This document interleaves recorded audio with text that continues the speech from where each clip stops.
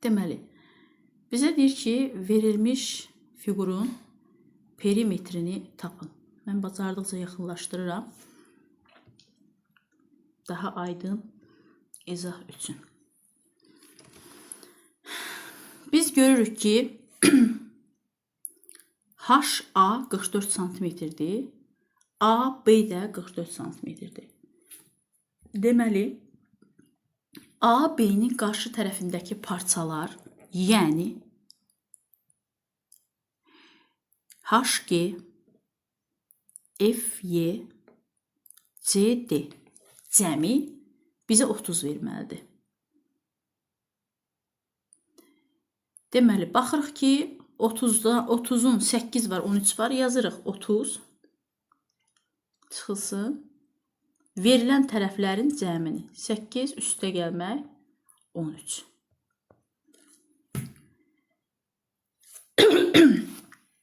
Bu da eləyir 21, bu da eləyir 9. Deməli, bizim CD'miz nədir? 9'dur. Yazdıq bura 9. İndi mənə şaquli istiqamətdə olanları tapdım. Üfüqi istiqamətdə olan lazımdır. Üfüqi istiqamətdə olanı başqa rənglə işarə edirəm ki, baxın, bura 44. Bərabər olmalıdır bunun cəminə.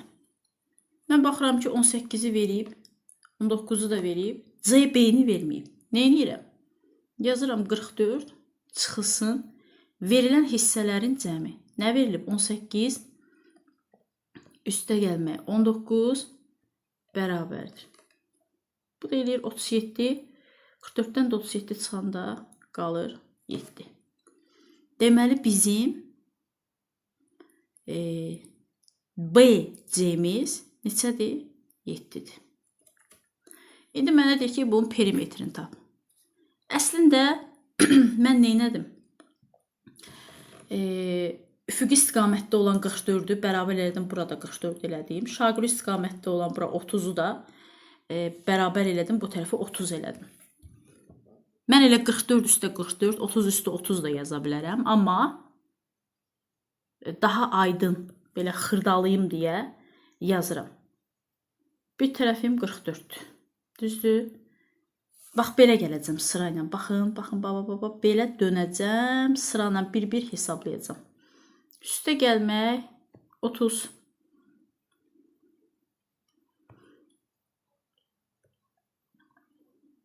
Üstə gəlmək 7. Üstə gəlmək 9. Üstə gəlmək 19. Üstə gəlmək 13. Üstə gəlmək 18. Üstə gəlmək 8. Toplamda bunun da cavabı eləyir 148. Deməli, bu fiqurun perimetri 148 santimetr olmuş olacaq. İndi keçirik 7-ci məsələ. 7-ci məsələdə bizə deyir ki, düz bir yol boyunca 5 metr aralıqla 12 ağac əkilib. Birinci ağacla sonuncu ağac arasındakı məsafə neçə metrdir? Mənim əgər Instagram səhifəmi izləyənlər varsa burada, onlar bilirlər ki, mən bu məsələnin izahını çox gözəl vermişəm. Həm düz xət yol boyunca, həm də dairəvi çərçivə,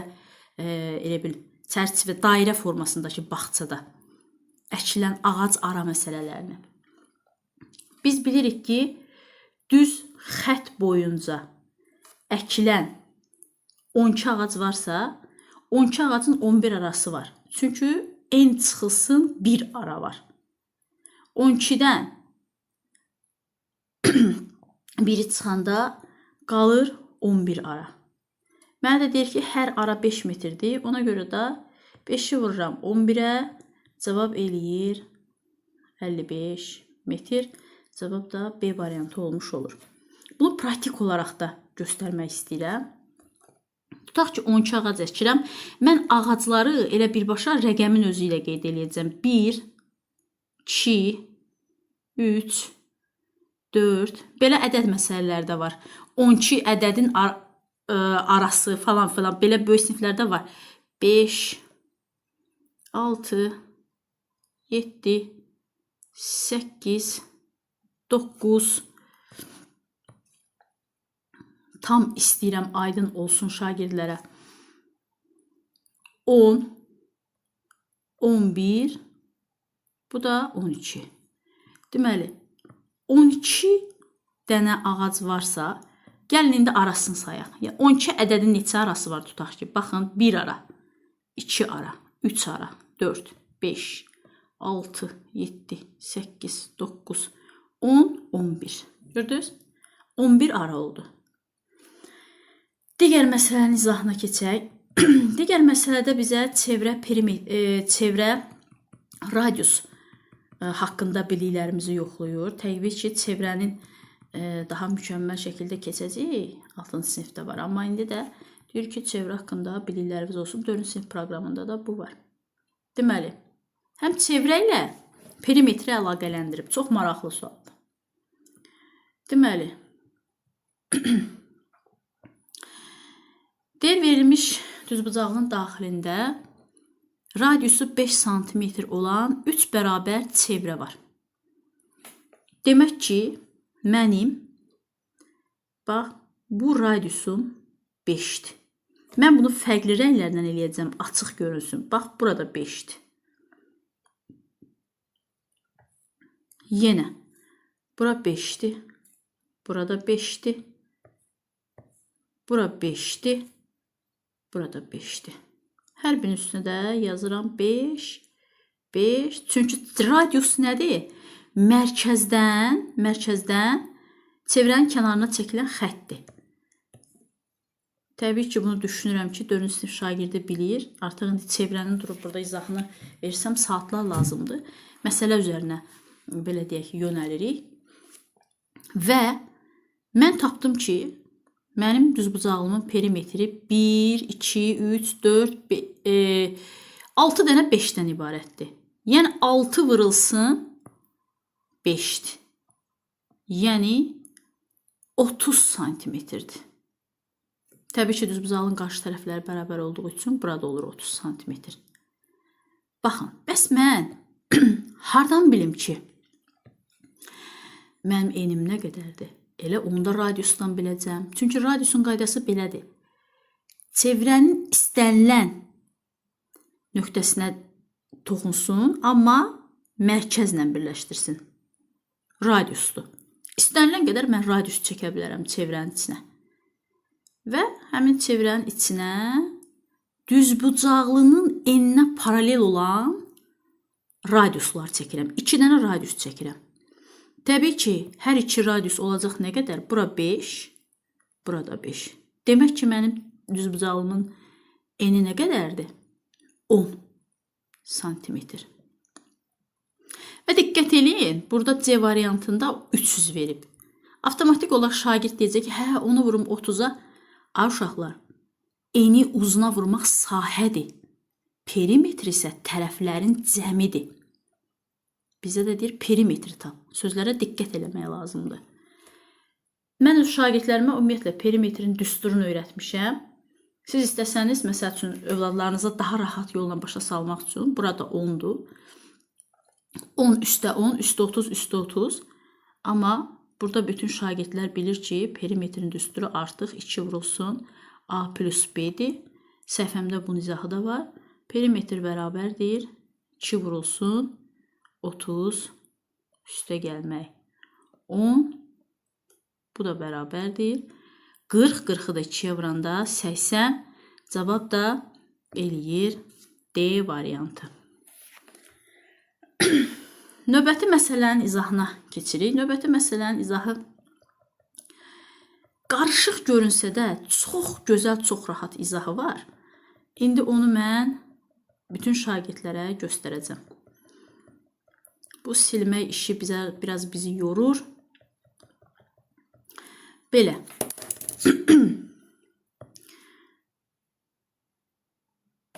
Deməli belə. Baxırıq ki, bizim burada nəyimiz var? 3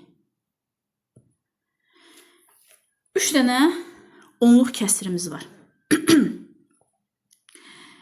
Mən bütün onluq kəsirləri alt-alta yazacağam. Elə A-dır, B-dir, elə belə yazacağam. A bərabərdir 0,34. B bərabərdir 0,304. C bərabərdir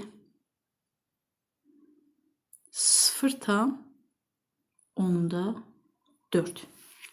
İndi ola bilər ki, şagirdlər qarışdırsınlar. 10-da 1 mərtəbəsi, 100-də 1 mərtəbəsi. Mən öz şagirdlərimə demişəm ki, uşaqlar, sizə dedilər müqayisə ilə.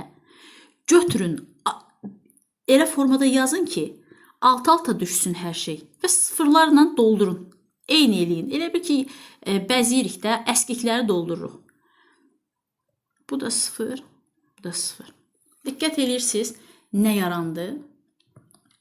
Burada yarandı 340, burada yarandı 304, burada yarandı 400. Və mənə deyir ki, artan sıra. Yəni, get-gedə çoxalan sıra. Mənim burada indi heç onluq kəsirə fikir verməyək. Ən balaca ədədim hansıdır? Artan sıra nədir? Kiçikdən böyüyə. Hansıdır? 304. Düzdür? Ona görə mənim ən kiçik ədədim B olacaq. Çünki B 0,304 idi. Baxıram, 340 böyükdür yoxsa 400? Təbii ki, 340 kiçikdir. Ona görə yazacağım. A ortaya. Ən sona isə ən böyüyə saxlayacağım C-ni 0,4-dür. Bu daha praktik yoldur. Şagirdlər daha tez qavrayırlar bu yolu. Belə. İndi isə toy alış-verişi üçün məişət texnikası alıb Elcan və ailəsi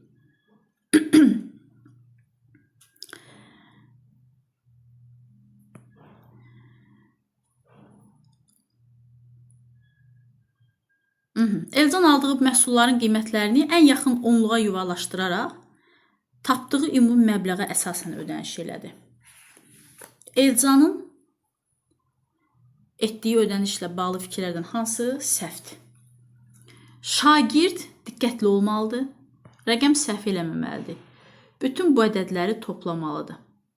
Toplamda bu ədədlər eləyir 5, 0, 7,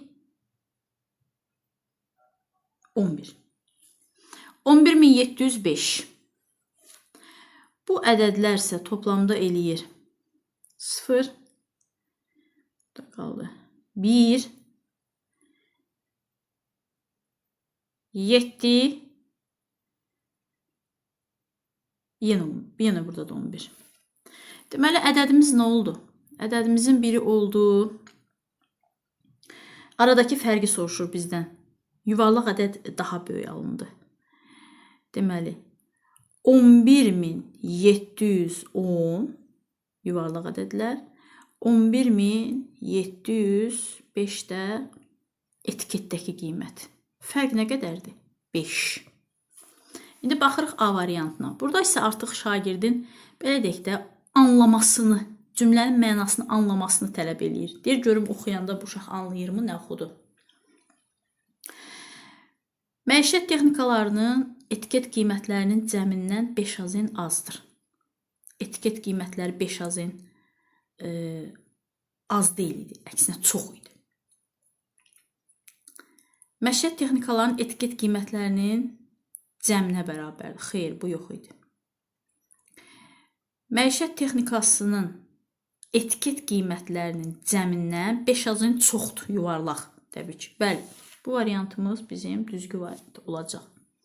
3% çoxdur, heç burada 3-dən söhbət gedə bilməz.